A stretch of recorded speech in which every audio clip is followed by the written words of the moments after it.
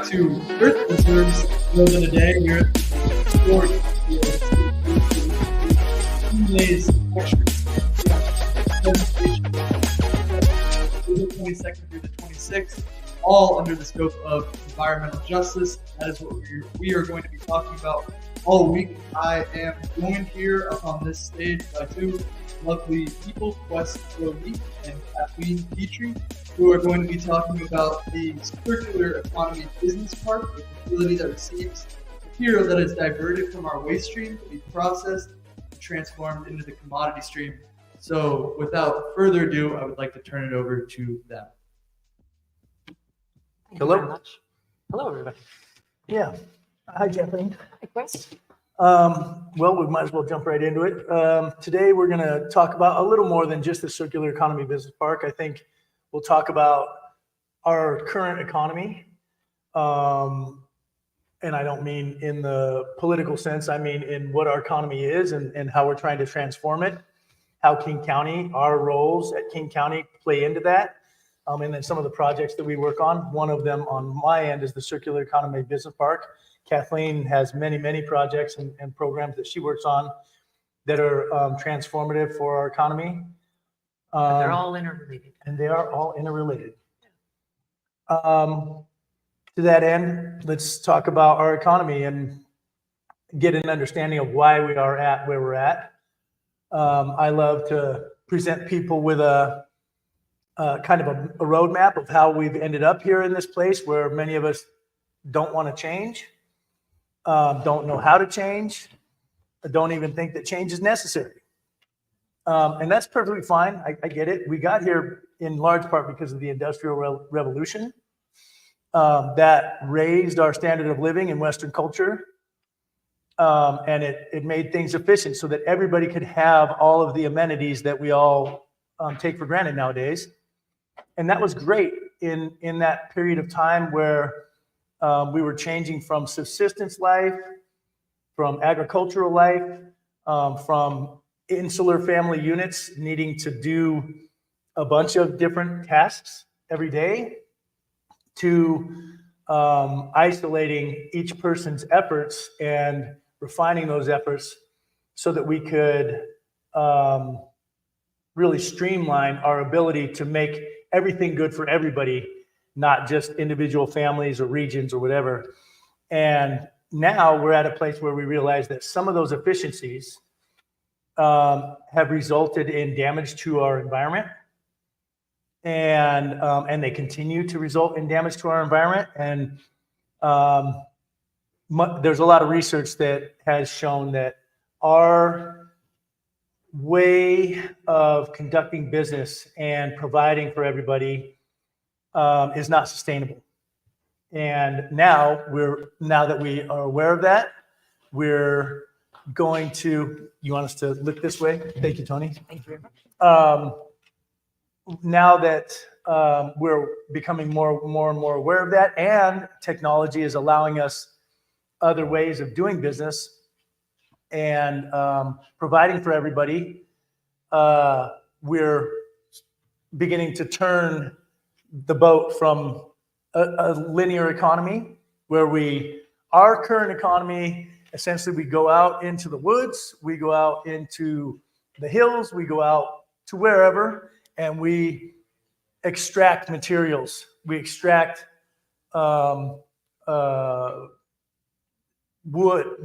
lumber, petroleum, ore, metal ore, and all sorts of things. We transport them somewhere.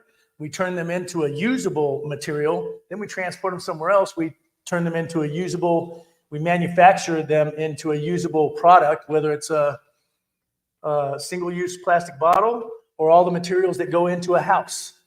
And then we go to use that product or that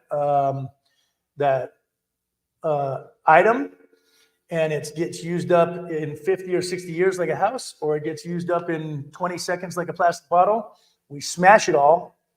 We go all the way back out and we start over again. And we figured out that is dumb. And it doesn't make sense and it's unsustainable.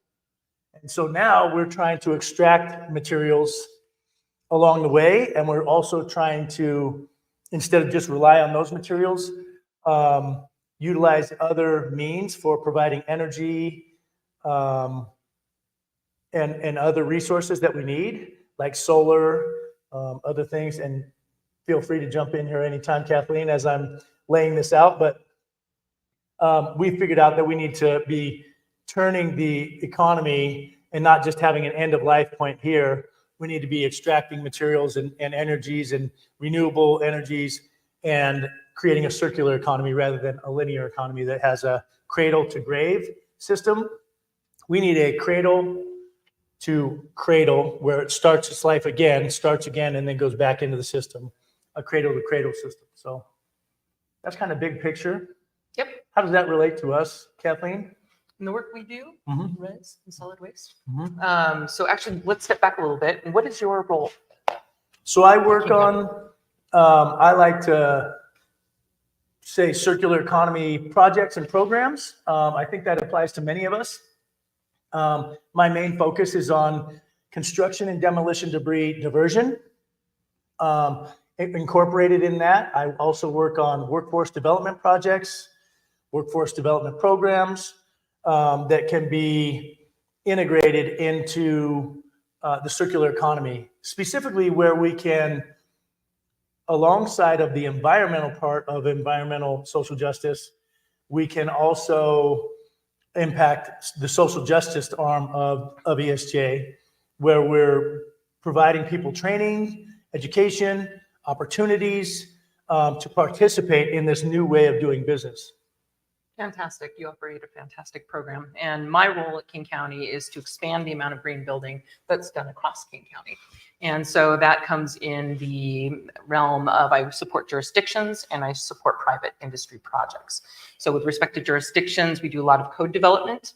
So working on developing sustainable building codes, predominantly zoning codes, energy codes, things of that sort. And then I support jurisdictions in adopting those codes locally, and then also work at within the Washington State Building Code Council system and getting those codes that we have developed together en masse and saying, hey, these should actually be in the state code. And so we're bringing that level of efficiency, and codes are equitable. So predominantly, we can use them as an equity tool so everybody has access to the same types of components, building systems. Green used to be this added layer, and sometimes it still can be, definitely due to costs and things. But if we can get the base standard up, then everybody has access to healthy energy inside, and lower utility bills, and cleaner air quality, and things of that sort. And so that is one big chunk of my job. I also support small projects and finding funding sources for green with respect to, in particular, affordable housing needs.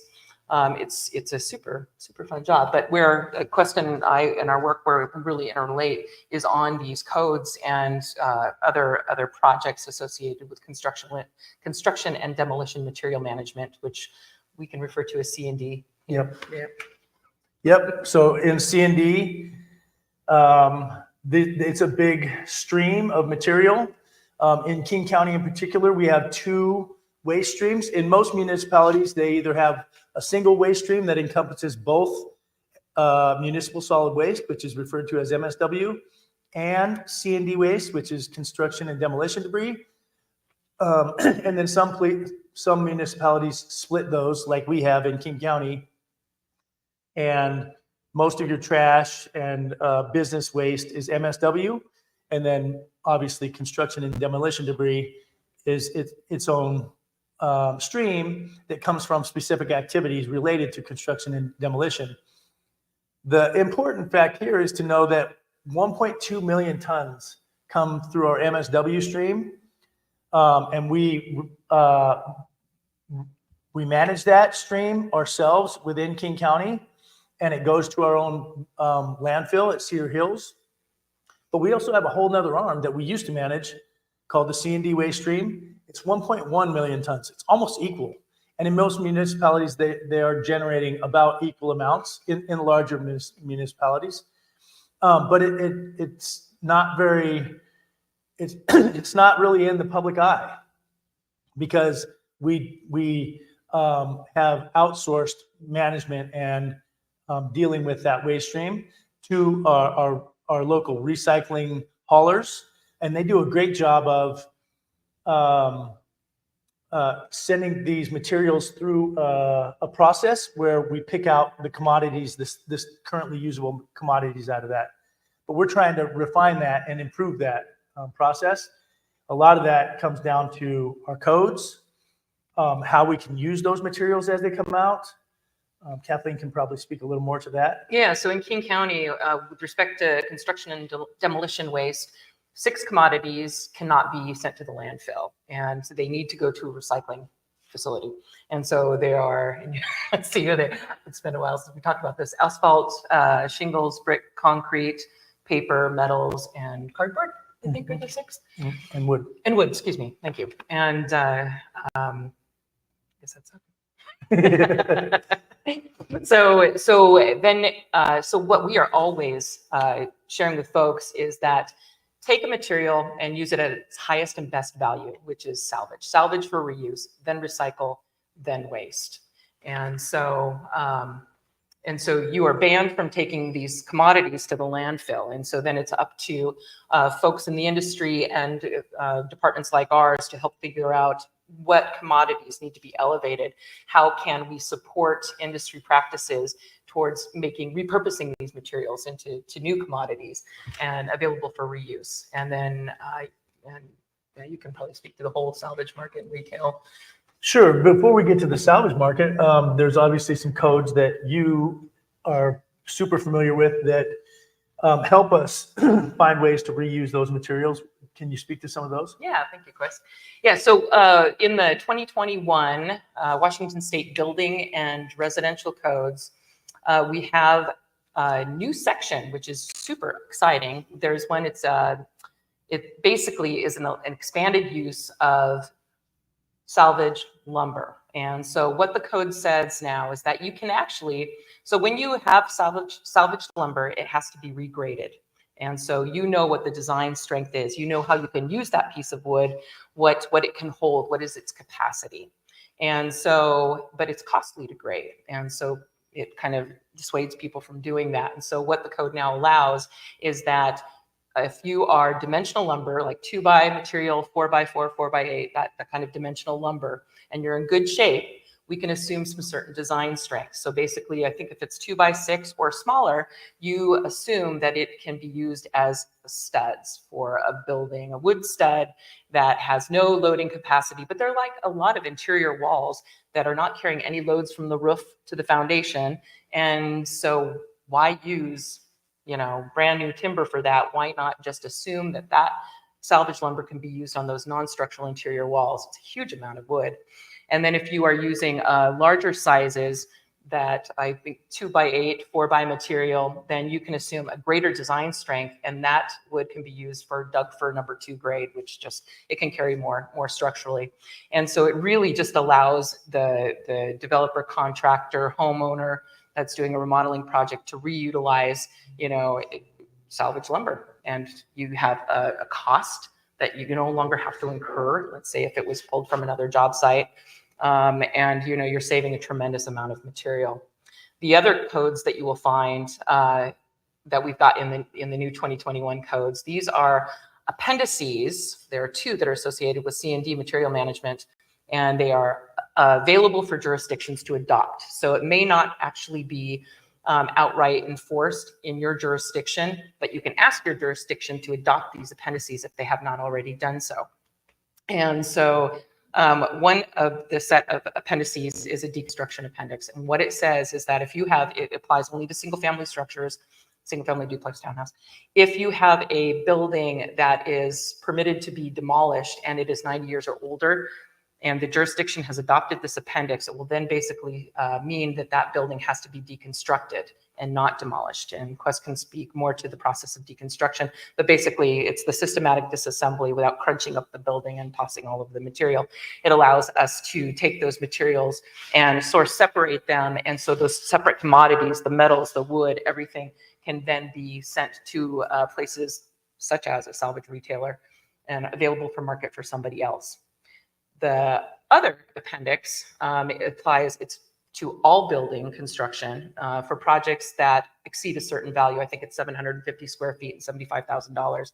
And that appendix basically just requires the submittal of 2 documents at application. And so if your permit application, and if you're doing alterations, demolition, or deconstruction, or new construction, you exceed these thresholds, you have to submit like a salvage assessment if there's a demolition component. And that salvage assessment either is done by, if it's a homeowner, it can be done by the owner. Single family, it's done by a homeowner. If it's a larger project and it's a full demolition, it's done by a salvage verifier who walks through the building and looks at lighting and wood and doors and windows and all of the components of the building and identifies what in that building can be salvaged.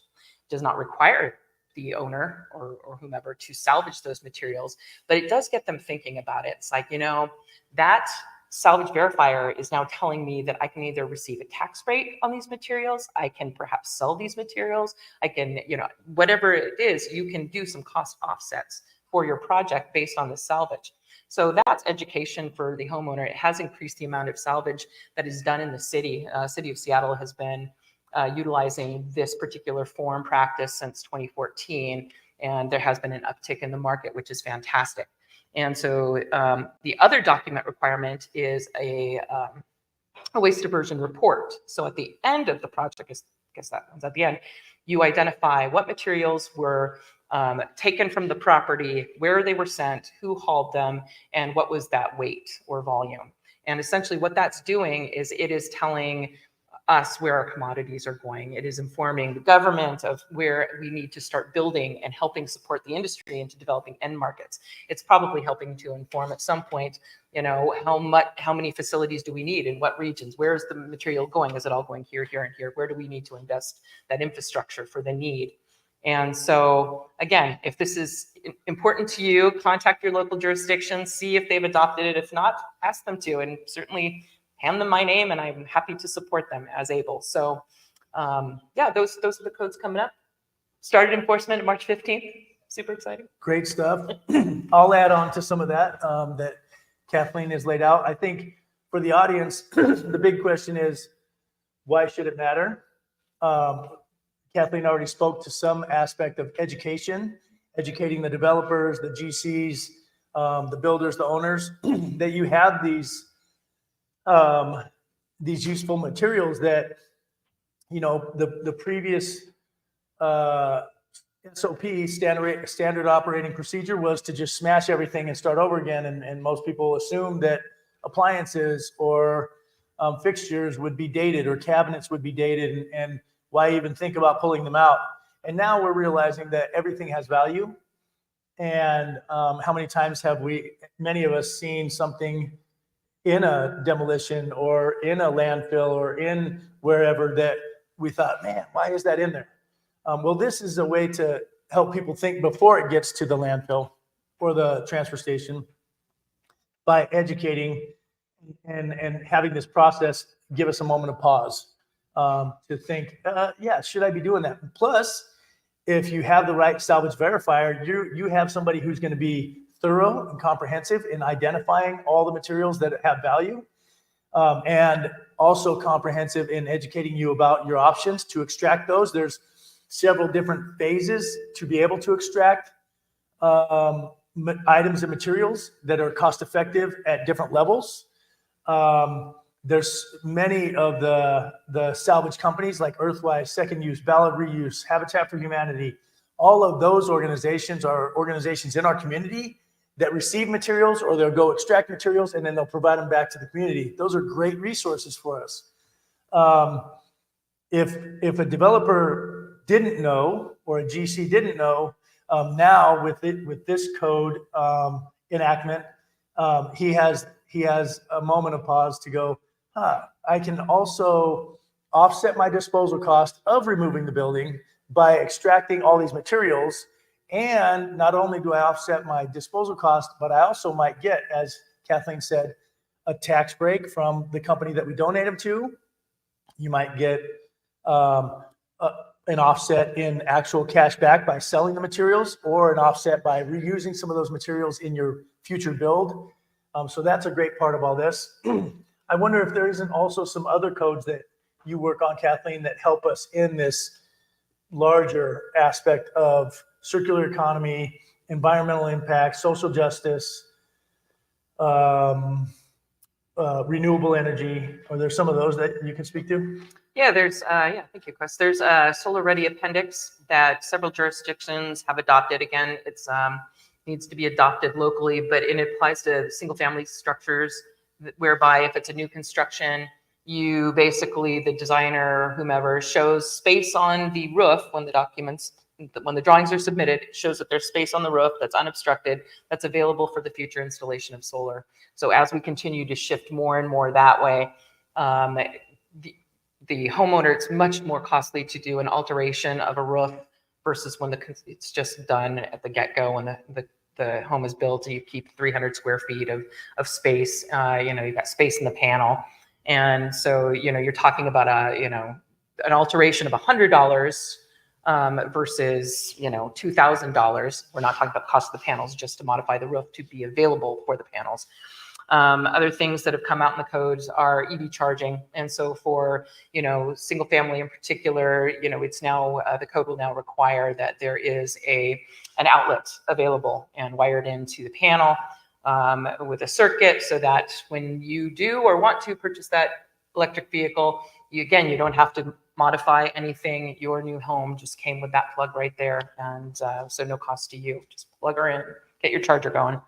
And so there have been other requirements in the building code, which impacts multifamily and commercial buildings with respect to EV ready, EV capable, and some amount of required charging equipment installed.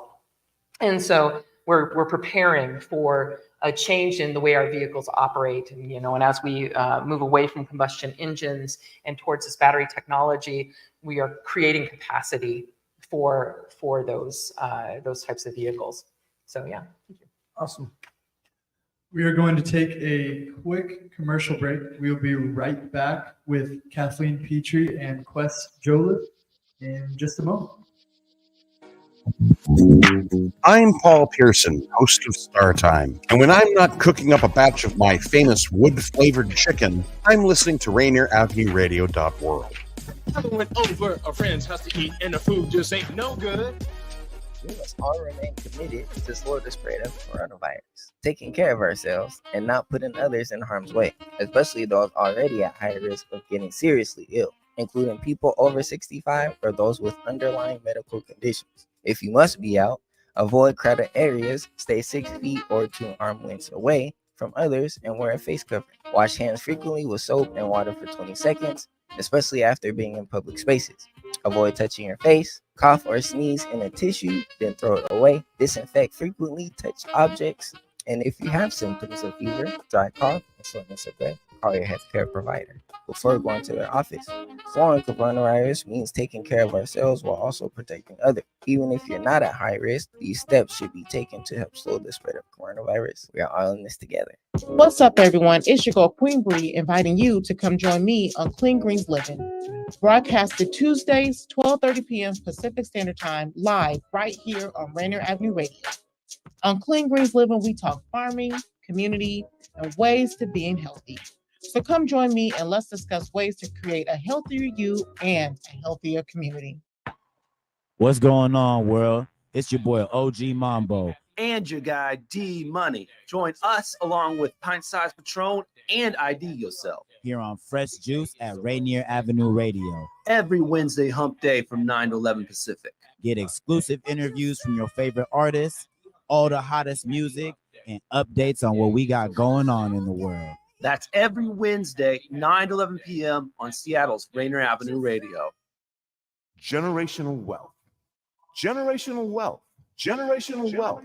What is generational wealth? We asked our communities, and this is what they generational wealth. As of right now, it feels very inequitable given the identities that you have versus if you are a person of color or not. To me, For this generation, I'm going to have to work really, really hard for intergenerational wealth to develop, especially with the economic system that Seattle's in right now more than ever. Having been a Seattleite as well, I hope that we can talk about it more, and glad that this conversation is starting and to consider thinking about it more as a person of color and coming from an immigrant background as well. This campaign to create awareness to generational wealth is brought to you by the Department of Neighborhood's Generational Wealth Initiative, the Washington Housing Finance Commission, and Rainier Avenue Radio.org. Create your generational wealth for you and the future of your families. Rainier Avenue Radio.world is your 24/7 digital media hub. Tune in at Rainier Avenue Radio.world.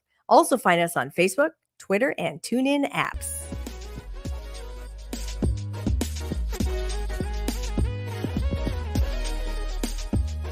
Welcome back.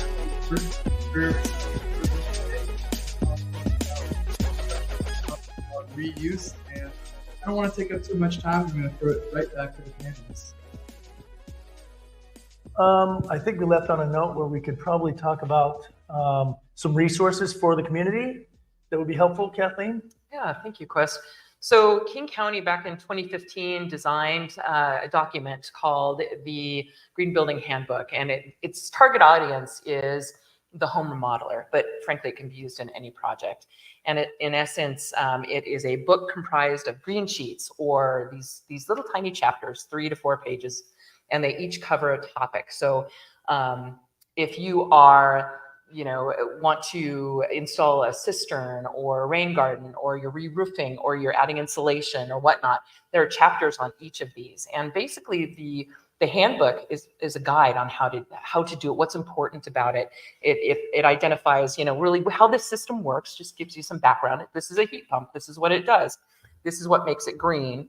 And talks about kind of what's going to be entailed in the installation, if you need to hire a professional or not. And then it moves into potential costs involved. So it's kind of nice to have a ballpark on something, when you're embarking upon a remodel or just a system change out. And then it'll kind of talk about, also it shares what utility incentives are available. So how can I redeem some costs on this? And then it goes into if there are any permitting requirements, which most don't have. And then it just provides additional resources in case you want to do a further deep dive on your project. And so we, over the last year plus, have been working diligently on upgrades to this document. And today was its royal launch. So it's an updated technical document with it's just fantastic information. It's really pretty to look at. So it draws you in. So please check it out. It's the Green Building Handbook. One new chapter that we're super excited about is actually a deconstruction chapter. And so we also have updated construction demolition material management chapter in there. And so these two chapters work in partnership, with everything that we're talking about today, and talks about the importance of deconstruction, the process, how to work with a contractor, the questions to ask, and what to kind of negotiate in there. And it's just been it's a fantastic resource. So Green Building Handbook, done by King County, and in partnership with our permitting division and Department of Natural Resources and Parks. Please do check it out. So, thank you. Well, that's a great segue. Let's talk a little bit about deconstruction and how, from start to finish, how that works, what the point is, and where it might take us. Deconstruction, obviously, as Kathleen said, is a systematic taking apart of dismantling of a structure and harvesting as many of the materials as possible in their pre-manufactured form. But what you end up with is a bunch of materials like some of our community service providers and retail locations have for your benefit, Earthwise, second use, valid reuse. If I've left anybody out, no intent to offend. There's who else? Habitat for Humanity. There's a ton of them out there, and they're great, great resources for us.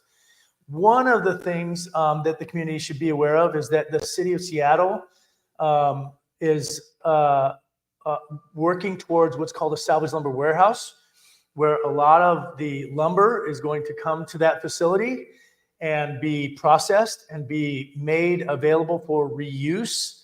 We're super excited for that project to be moving forward here in the next couple months. So keep an ear out and ask questions about that, because that will be a great place to go source salvage lumber, old growth lumber, stuff that we may never see again, unless you already have it in your house, and that house is going to stay around for however long. But we won't see that type of material be made available except for through a facility like the Salvage Lumber Warehouse. On the King County side, we're exploring the possibility of and the value of supporting that facility with another facility, either co-located or separately located, called the Circular Economy Business Park. That facility would bring in and process lumber, other materials, gypsum, asphalt shingles, and then maybe even some low-hanging fruit, and co-locate with another project that the city of Seattle is exploring and working on, called the Reuse Commons, where the end retail organizations or the end use organizations would be able to take those materials and create products with those materials, or packages with those materials, where we might be able to build sheds with those materials, or build tiny house packages or framing packages, and other building material packages out of those materials. And that's probably the project that I consider the biggest impact to diverting materials out of our waste stream. That's the main project that myself and one of my coworkers, one of my team members, actually several of my team members, we all work on. Our team is called the Green Tools Team for a reason. We work on these types of projects and programs that are looking to shape our economy and sort of bend the end of the curve and bring it back around full circle so that we turn into more circular economy. There's so many cool things happening out there right now. We're seeing companies like REI, Patagonia, Columbia, that see value enough in their product that they want to buy their product back and then put it back into circulation. We're seeing Amazon take back some of their products and put them back into circulation, instead of just having you throw away something that's broken upon receipt, or that within the warranty period, a defect comes up. They're receiving their products back. This is great. We're starting to realize that stuff does not all have to go into the landfill and start over again. Super exciting. Chris, can you speak a little bit more? You talked about these framing packages. How does the wood get to, say, a salvage lumber warehouse? What is that process until it becomes a framing package, and what is that used for? That's a great question. So it could take many forms. There are a couple of companies. In fact, there's probably numerous companies around the country that work in these circles, that provide deconstruction services. They harvest as many raw materials, building materials, as possible. They usually segregate off the lower hanging fruit and send those off to retail immediately. And many of them, especially in this city or this region, just try to hang on to primarily the lumber right now, but also there's other products or materials that they hang on to. And they process them, meaning they extract metal, they extract plastic if there's plastic attached, adhesives. Sometimes they'll resaw the material into different dimensions. They'll finish it, they'll sand it, they'll do all sorts of different processes to process the material and render it useful in different ways, in different forms. And then that goes to a location to either be inventoried or warehoused. And then they sometimes will sell it from there, or they will transport it from there to an end use project or an end use organization or user. And then it starts its life over again, instead of being turned into toothpicks or pulverized into dust and sent into a hole in the ground. So then, like, if I was a contractor or developer, I would call up and basically say, going back to that framing package, I need so many sticks or pieces of lumber of this size, this length, and then those would be compiled and bundled up basically and then sent out to that job site? Is that how that Sure, works? that's a great clarification. So just as a developer or a builder orders wood from any local wood supplier, they can go to these salvage companies, these deconstruction companies. They have them up here in Seattle. They have them up in Bellingham. There's a few deconstruction service providers and also salvage material providers, and they could submit their build list and have those materials created and packaged and bundled for them, just like they would at any other wood supplier. Cool. Super exciting. Yeah. And I don't know, is there anything else that we have to speak to as far as programs that we're working on that are? Oh, if you are in the building industry and you, there's a local certifier, green building certifier, it's Built Green, and they do fantastic, they have a fantastic mission. And basically, if you build to certain tiers of greenness, so your building is that much more efficient than code, or you've got these other amenities that, your materials don't have toxins in them or whatnot, or if you deconstruct your building, you get, and you register with Built Green. Register with Built Green, and then you would achieve a certain amount of points to gain a certain tier of rating. And so big kudos to them. Deconstruction is, one of those credits that you can achieve. So that's fantastic. That works in partnership well with that code requirement. Again, if you, can encourage your jurisdictions to adopt that. And then, but Built Green recently has incorporated equity and social justice credits in their building system, rating system, which is fantastic. And they were modeled off of King County's ESJ credits that we use on our own projects. And so it's super exciting to have that component recognized and being utilized out in the industry.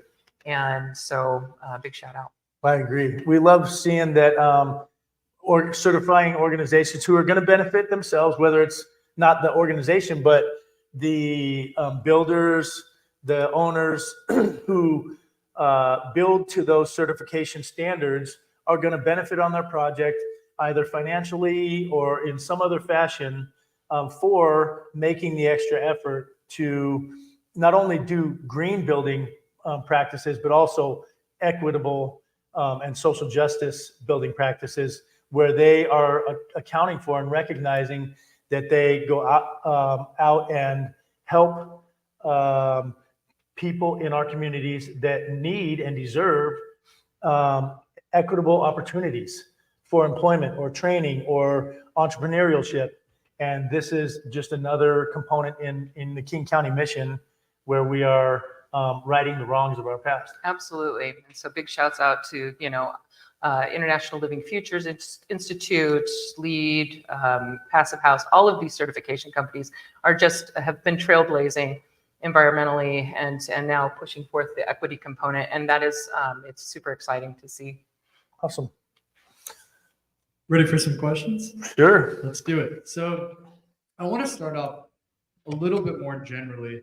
I think something that's been interesting throughout the conversation is this idea of moving from a linear economy to a circular one.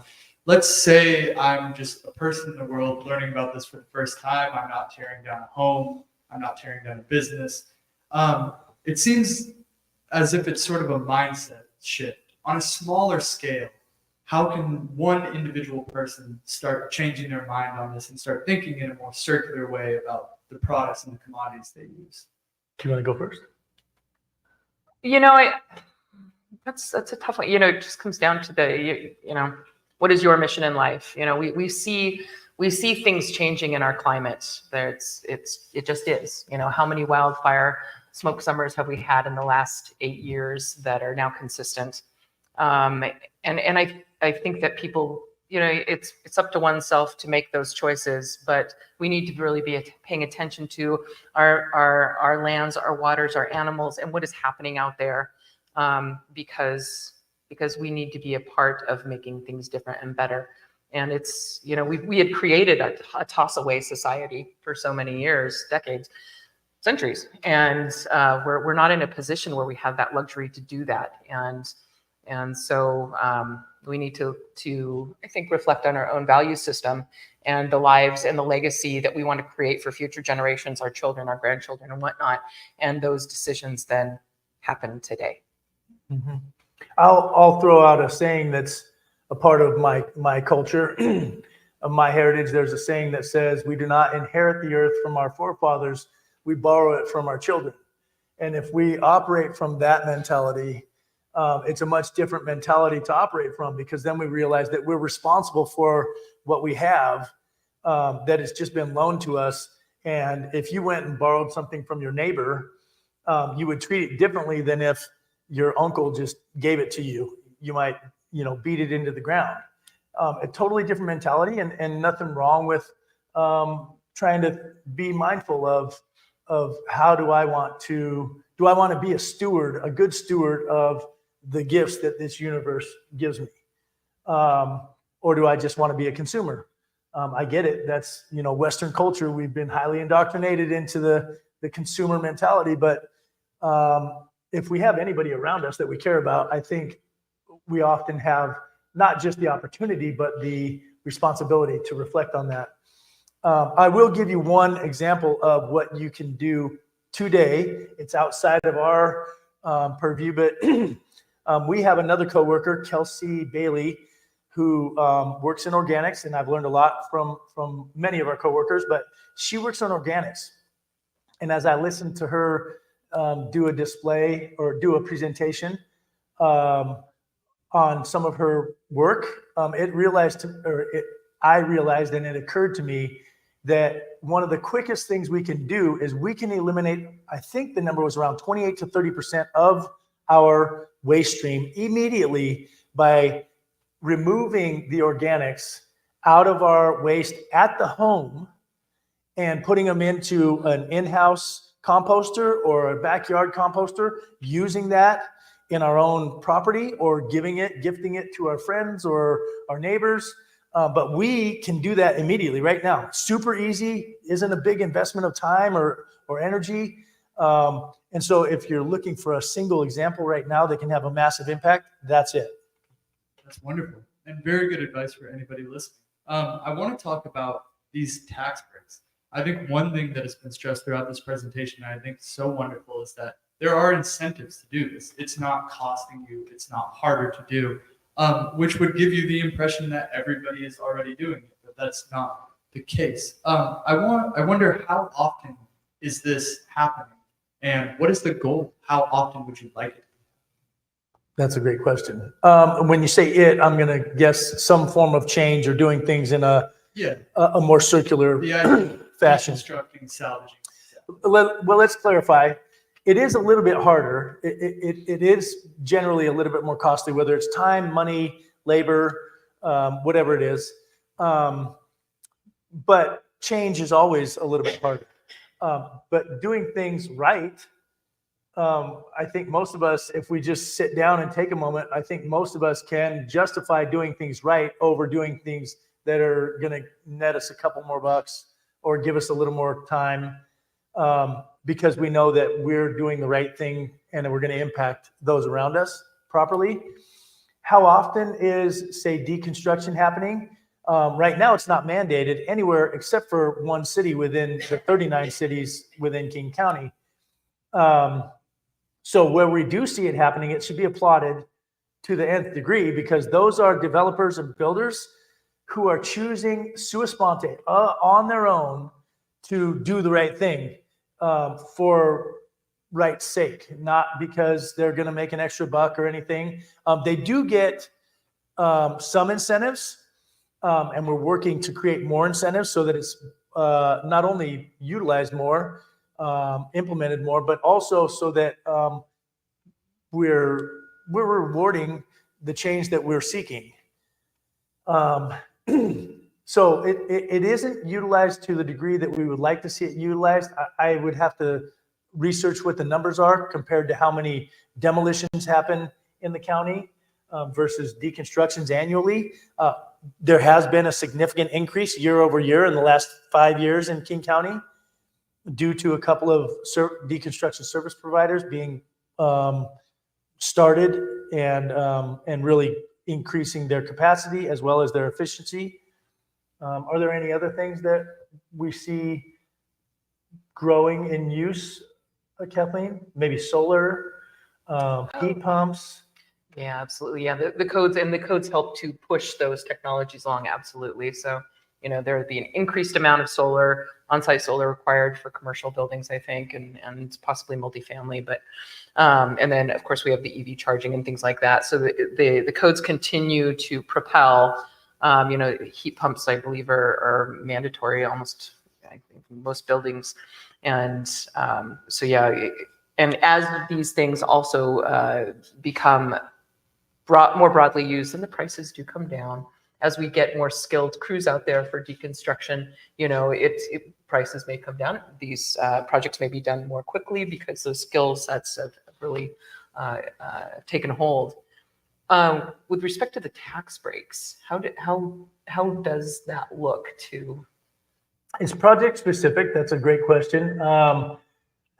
If a project is privately owned, a private owner can benefit on a federal level with their taxes to a significant degree, to the degree that actually a private owner, even if you're going to sell your home, but you know that your house is probably too dated or too dilapidated, if you can deconstruct it either to go into your new project, or if you're a private purchaser and you bought a property with a dilapidated home with the plan, the goal of removing that structure and starting anew, a private owner can benefit from a tax code that allows them to donate all the materials to a place like Habitat or Second Use or one of the other salvage companies.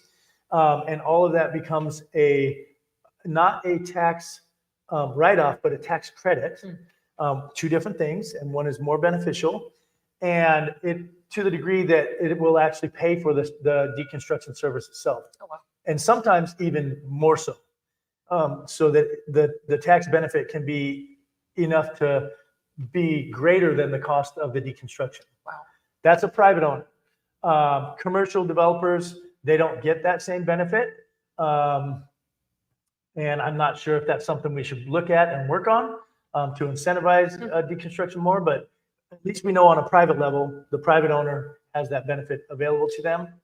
The commercial developer can certainly still do deconstruction and then send in the materials and get the tax write-off directly from the receiving organization like Habitat or Second Use. Wow. With the knowledge that commercial owners don't get the tax write-off, it's even more incredible that companies like REI, Columbia, Patagonia are just choosing to do the right thing. Kathleen, I want to talk about these sustainability codes that you've been speaking on. You just mentioned doing things like on commercial buildings, putting solar panels. Just from the perspective of maybe a small business owner that is very stuck in their ways, how do we ensure that they aren't saddled with kind of an unfair burden to do these things and can still operate their business under new sustainability codes, new sustainability model? Yeah, that's a great question. So in essence, the owner or tenant would only be required to provide, to do these things if they were permitting, they were having their building altered by a permit, or if it was new construction.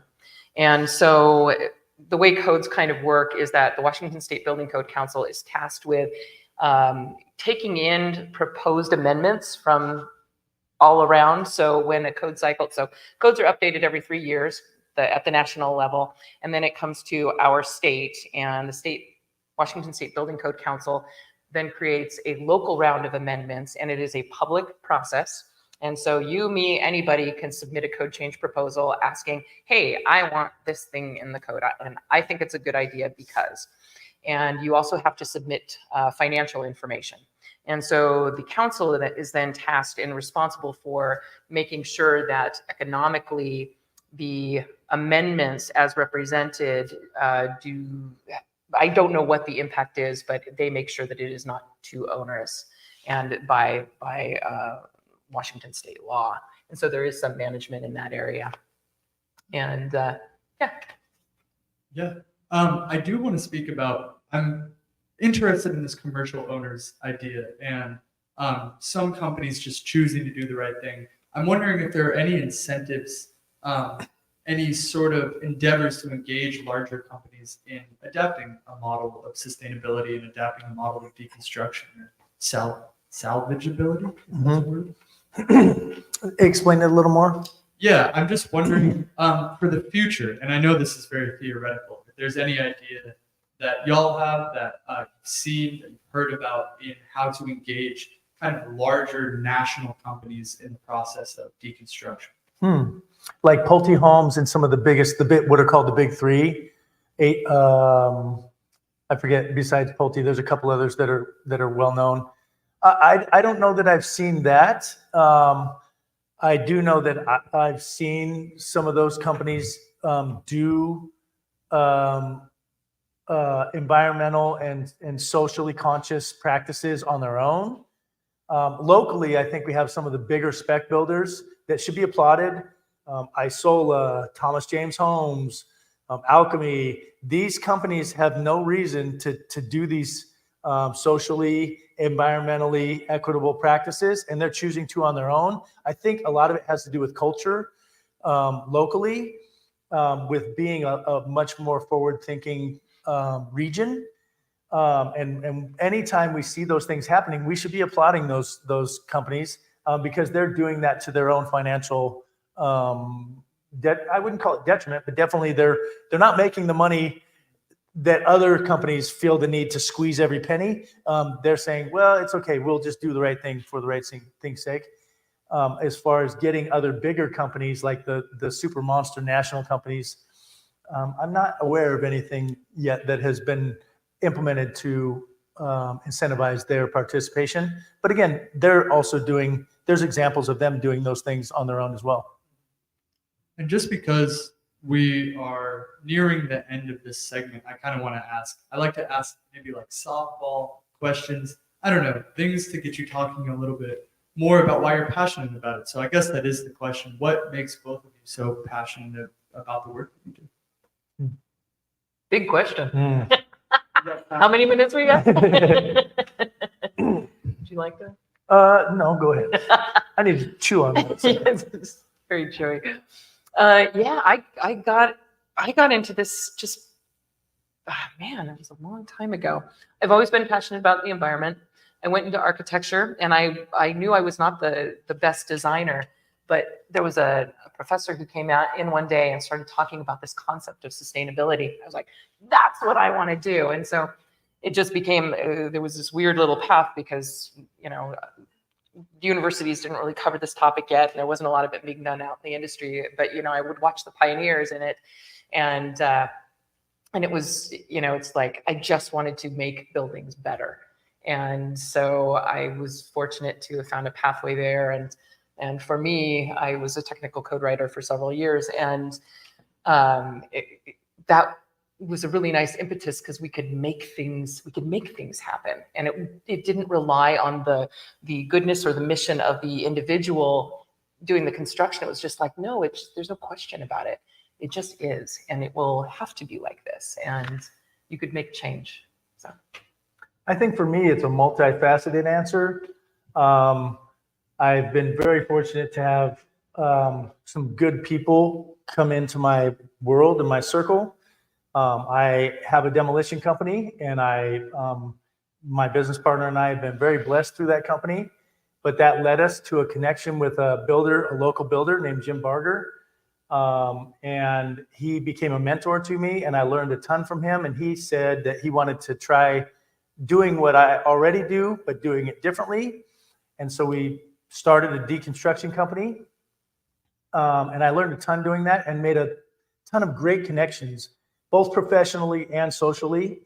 And that led me all the way around to this role in King County where, like Kathleen said, outside of the personal choice, we could work for our public. And I have met amazing people who are doing amazing things for our communities. recognizing our responsibility to our community. So coming into the fold of groups of people, whether it's in Seattle, City of Seattle, SPU, King County, other neighboring cities or counties, and then also many of the other organizations that we meet during different multi-jurisdictional meetings or collaborative meetings all around. There are a lot of people doing amazing things and just saying, hey, have you heard of this? Or do you know about this? Maybe we should think about doing this. It's been awesome to see that we can change our world, because we know that that's what we do as a species. We're able to always strive to do things better and more consciously and more collaboratively and more equitably.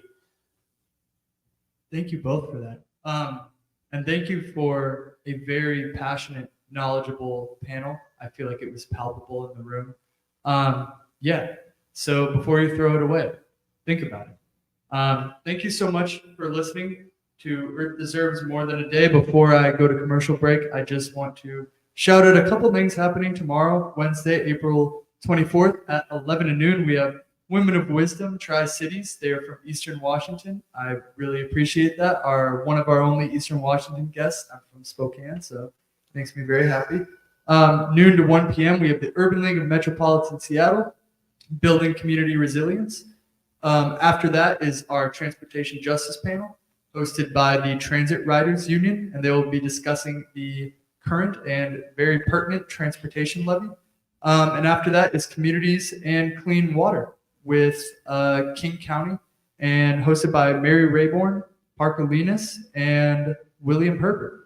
So thank you so much for tuning into another day of Earth Deserves More Than a Day. We are back at it for 3 more days after this. We hope to see you down here at the historic Columbia City Theater, or online, or just listening. Any way you tune in, we appreciate it greatly. And thank you both to the panelists for such a wonderful presentation. And now we're going. Charlie,